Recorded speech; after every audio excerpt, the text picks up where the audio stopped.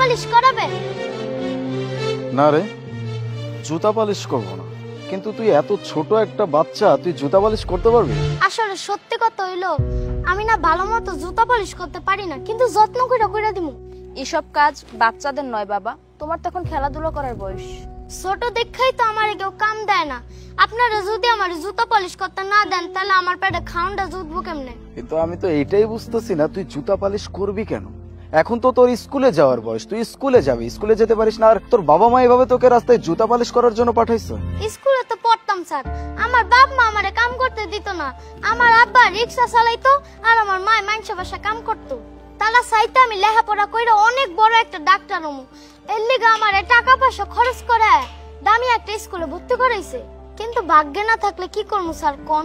তাহলে তো তোমার বাবাই ইনকাম করে, আর উনি থাকতে তুমি কেন কষ্ট করো?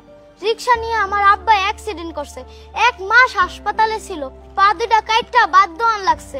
সরকার তো একটা চাকাওয়ালা একটা চেয়ার পাইছে, ওইটাতেই বয়া থায়। মা আর কাম কাজ করে না, এখন আব্বার দেখভাল করে। এইদিকে দুইজনের ইনকাম বন্ধ, তারপর আবার পেটে খাওয়ান জুড়ে না। আমি আবার দামি স্কুলে কেমনে পড়বো ম্যাডাম? আর তাছাড়া যদি আমি কাম না করি তাহলে তো ভাত জোগাড় করতে অনেক কষ্ট হয়ে যাবো। তোর কথাগুলো শুনে মনটা একদম খারাপ হয়ে গেল। আসলে জীবনটা কত কষ্টের, তাই না? আচ্ছা বাবা, আমি তোমাকে কিছু টাকা দেই? না না ম্যাডাম, আমি তো কাম না করে টাকা লমু না। ব্যাপারটা আমার অনেক ভালো লাগছে। আচ্ছা, একটা কাজ করতে পারবি? আমাকে তোর মায়ের কাছে নিয়ে যেতে পারবি? আজকাল দুনিয়ার যত বড় লোক আছে প্রত্যেকেই খাবার এত পরিমাণ নষ্ট করে, আর তুই সামান্য এক মুঠো খাবারের জন্য এভাবে রাস্তায় রাস্তায় জুতা পালিশ করতেছিস। আচ্ছা যাই হোক, তুই তোদের বাড়িতে আমাকে নিয়ে চল, পারবি না? হ্যাঁ স্যার পারমু, কিন্তু একটা কথা। কি কথা? স্যার আমি জেনে জুতা পালিশ করতেছি এটা আমার মারে কোয়েন না, তাহলে অনেক কষ্ট পাইবো। আমার মায় কানবো, আমার বাপে কানবো। ঠিক আছে, বলবো না।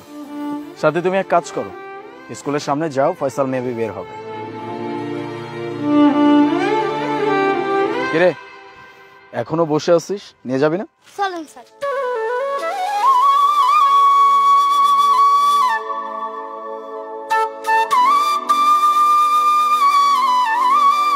আব্বা, আম্মা, আম্মা, আম্মা কই গেলা?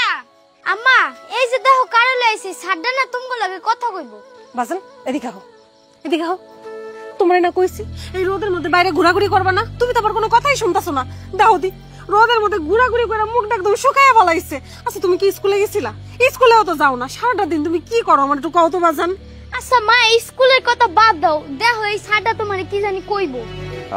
আপা, আসসালামু আলাইকুম। ওয়ালাইকুম আসসালাম স্যার। স্যার ওই যে পোলাটা সারাদিন বাইরে বাইরে থাকে তো, এর লাগে ওরে পাইয়া একটু কথা কইতেছিলাম। আপনি আইছেন কই যে বইতে দি, আমরা গরিব মানুষ, বউনেরও জায়গা নাই। মা আমি ভিতর দিয়ে টুল লই আহি। তুমি জায়গা চুপ করে দাঁড়াই থাও, টুল লইতে যাইবো, আমি আয়না দিতেছি। আপনি কে? তুমি বুঝতাছো নাকি? তোমার পোলায় সাথে করে লই আইছে, বুঝতাছি না কি আবার অঘটন ঘটাই আইছে, কি আবার কইবো। তোমার দিকে খেয়াল করতে যাইয়া পোলাটার দিকে কোনো সময় খেয়াল করতে পারি না। এদিকে স্কুলেও যায় না, খবর পাইছি কত ভালো ছাত্র আছিল, প্রত্যেক ক্লাসে প্রথম হয়। তোমার আমি কইছিলাম যে এটা সরকারি স্কুলে ভর্তি কইরা দি, কিন্তু তুমি তো আমার কোনো কথাই শুনলা না। তুমি কইলা না আমার পোলারে আমি ভালো স্কুলে পড়ামু, আর এখন বেতন দিতে পারতাছি না। হেল লাগে পোলাটা কোনো সময় ঠিকঠাক মতো স্কুলেও যায় না, স্কুল ফাঁকি দিয়ে খালি আগানে বাগানে ঘোরাঘুরি কইরা বেড়ায়। আমার আর কিছু ভাল লাগে না। তোমার পোলারে দয়া কয়দিন দেয়া হইব? ওর যে স্কুলে ভর্তি করছো ওই স্কুলে সব বড় লোক পোলাবেন করে পড়ায়, টাকাওয়ালা পোলাবেন করে পড়ায়। এমনি তো হইলাম গরিব মানুষ, গরিব মানুষের শখ থাকা যে ভালো না, এটা হলো তার আরেকটা প্রমাণ। খাবার জুড়াইতে কষ্ট হয়, আবার ওর স্কুলে পড়াইতেছি। স্যার আপনি চলেন, আমগুলোকে ভিতরে চলেন, আপনি ভিতরে কোথাও বইতে দিই। আচ্ছা ডোন্ট ওয়ারি, আমাকে নিয়ে ব্যস্ত হতে হবে না, আমি ঠিক আছি। সিয়ামের সাথে আমার আজকেই পরিচয় হয়েছে, অনেক ভালো একটা ছেলে। আপনারা অনেক ভালো শিক্ষা দিয়ে ওকে বড় করতে পারছেন। এইটুকু একটা বাচ্চা, কিন্তু তার কি দায়িত্ববোধ। ও আমাকে বলতে বারণ করছিল, তবু আমি বলতে বাধ্য হচ্ছি। এইটুকু বাচ্চা শুধুমাত্র আপনাদের ক্ষুধার্ত মুখের কষ্ট সহ্য করতে না পেরে রাস্তায় বসে জুতা পলিশ করার কাজ করতেছিল। সব থেকে ইন্টারেস্টিং ব্যাপারটা কি জানেন? আমার ওয়াইফ ওকে সাহায্যও করতে চাইছিল, 1000 টাকা দিছিলাম, কিন্তু আপনার ছেলে কি বলছে জানেন? আমি কাজ না করে 1 টাকাও নিব না। আমি অনেক মুগ্ধ হয়ে গেছি। কি রে বাবা, তুই আবার জুতা ছিলেন কাম করস কবে তুই? এদিকে আয়, এদিকে আমার কাছে আয়। দেখুন, ওকে বকাবকি করবেন না। আজকে ওর জায়গায় আমি হলে হয়তোবা এই কাজটাই করতাম। আমার বাবা মায়ের এত কষ্ট আমি কিভাবে সহ্য করতাম।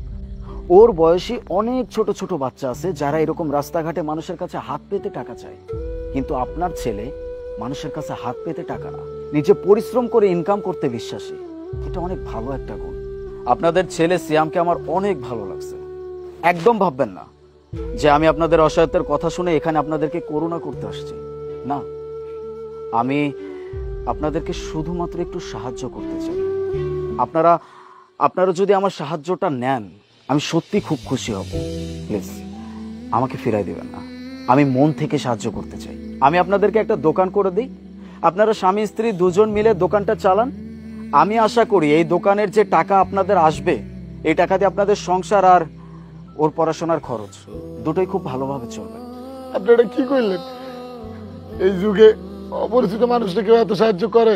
কে করে আর কে করে না সেটা আমি জানি না, তবে ওই যে বললাম, আপনারা যদি আমার সাহায্যটা নেন আমি সত্যি অনেক খুশি হবে। আমি প্লিজ আপনারা না করবেন না, আমার সাহায্যটা আপনারা নেবেন। কেন নিব না স্যার? অবশ্যই নিব।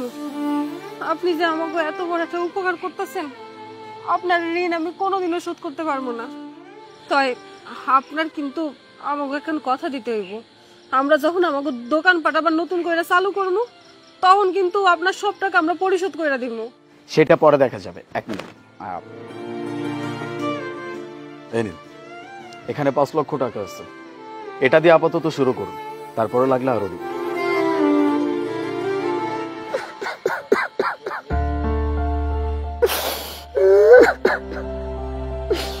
স্যার আপনার অনেক ধন্যবাদ স্যার। আপনার আল্লাহ ভালো করবো স্যার, একদিন অনেক বড় করবো স্যার। আপনি গরিবের লেগেছে তোর করছেন। ঠিক আছে, আমি দোয়া করি আল্লাহ আপনাদেরও অনেক ভালো করুন।